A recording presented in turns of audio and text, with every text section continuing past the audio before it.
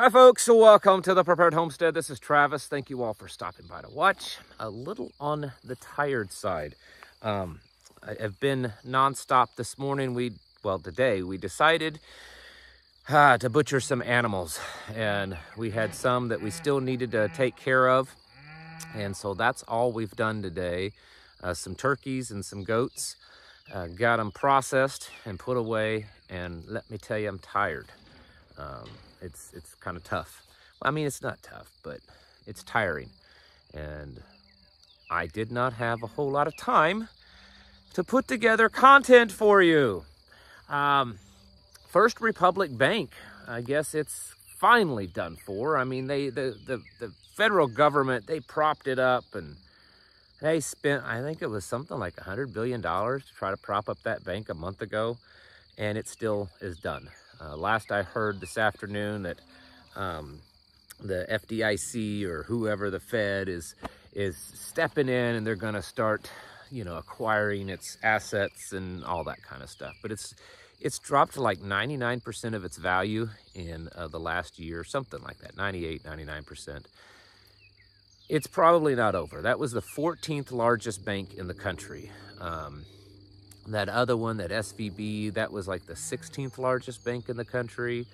The Credit Suisse, that was like the 40-something largest bank in the entire world.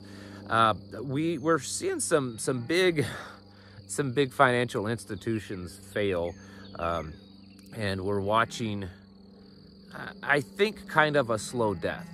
And that's probably the big difference between this and past collapse, especially like the Great Depression, even probably the 2008, whatever, I can't remember what they call it, the Great Crisis of 2008. Things are much more digitized, instant computer, and there's more ability to control and manipulate, especially through the internet. And I think that's partly what we're seeing. We're seeing a more heavy-handed control of this. It's possible that the bank started failing a little earlier than they expected. Maybe this is all going exactly as according to plan. We don't know yet. But I suspect we're going to continue to watch more. They want these banks to fail so that they can consume them. I remember watching a financial guy, I'd say it's been over a year ago, and he's someone that he's pretty good. I've noticed that he's usually pretty accurate on stuff. It was a year or so ago, and he was talking about how there would be bank failures and they would be collapsing. And he said everything that he has heard and sees, that he believes that they were actually this time going to allow banks to fail. And if you remember back in 2008, they bailed them out. I mean, there were some bank failures, certainly, but they bailed out most of the banks. And he said this time is going to be kind of like the Great Depression time period.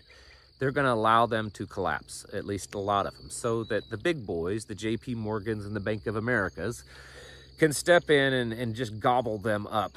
And it consolidates wealth. It's shifting wealth away from folks like you and small businesses and small banks and small communities. And they're shifting that wealth to the big guys, which is exactly what we've seen happen over the last few years. The greatest wealth transfer in human history, I believe.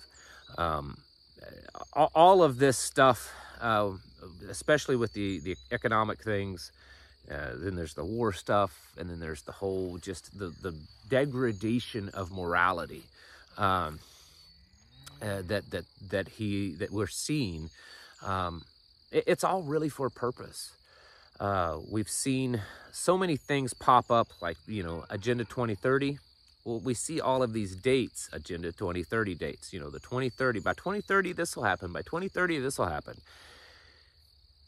That's all this that's, that we're seeing. It's all coming together so that, in a few years, by 2028, 2027, 2029, somewhere in that time period, we're going to start seeing a lot of this Agenda 2030 Great Reset stuff happen.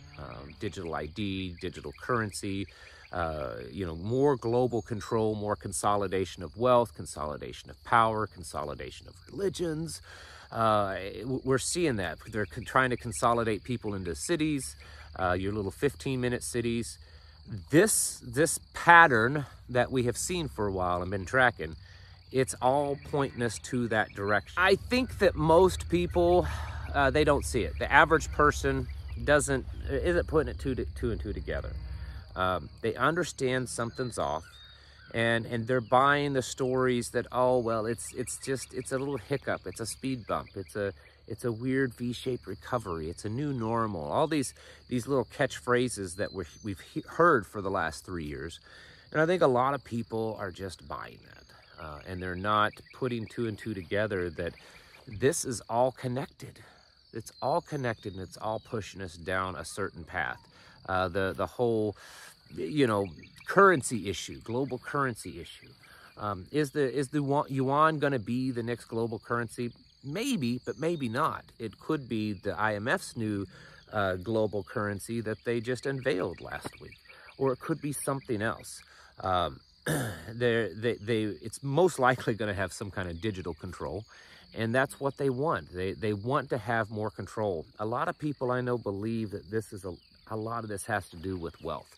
And it looks that way because, again, like I said just a moment ago, that we're seeing the greatest wealth transfer and consolidation of wealth in human history. You know, the middle and lower class got poorer for the most part, and the upper 1% to 3% have gained massive amounts of wealth over the last few years. But I don't believe for a minute that this all has to do with wealth.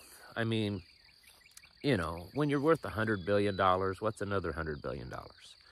I mean, how much would you have to spend every day for the rest of your life to even use all that? What does all that wealth give you?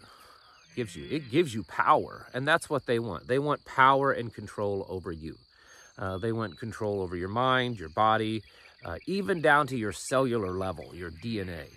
And I believe that's really what we're seeing happen here. That's the movement that we're seeing happen, is this global takeover of humanity, this transhumanism, this beast system that is being built. Is it done yet? Of course not. Of course not. It's done. It's still got a lot of time before we can say, okay, it's finalized. This is the beast system. But they are putting the pieces together, and unfortunately, too many people are they're just clueless. They don't have a clue. Banks can be failing. No one notices it. Trains are crashing and blowing up everywhere. Buildings are catching on fire and burning to the ground. We're electing bumbling, barely coherent people and saying that they're the most popular president in the world in history. We're saying that, a boy is a girl and a girl is a boy, but we don't know what a woman is. Anything can be a woman. They're birthing persons, all that kind of stuff. Wars everywhere. It's like we want to just go around and just fight wars everywhere. Isn't that all strange? And more, there's a whole lot more. Well, it's not that it's strange, it's that it's all for a purpose. And unfortunately, there's going to be too many people that's going to miss it. They're going to miss the mark. They're not going to be awake and aware of what's going on. It just is. It's just how it is. That's why you need to be different. You need to be getting yourself ready for these things. And I know that many of you are. And the biggest thing really is the mental and the spiritual preparedness. I truly believe that's bigger than just about anything. Because all the stuff, that's helpful. But the things that we are going to face, the tragedy, the chaos, the turmoil, the terror, everything that's going to happen. And it could be varying differences for different people, but we're certainly going to be seeing and feeling and understanding and a lot of trauma. That kind of stuff is what's going to get us down. That kind of stuff is what could very possibly defeat us. And so we need to be strong and ready for that kind of stuff. Ready for the mental things that are going to just mess with you. ready for the emotional things, families being torn apart, families not being able to get along, families just behaving ridiculous, friends, close folks to you, whoever's close to you. You're going to see and hear things that you never thought you would see your close loved ones say and do. And that's going to mess you up. It's going to mess with you. And you got to be able to push through it. You got to be able to keep yourself and your family on the straight and narrow.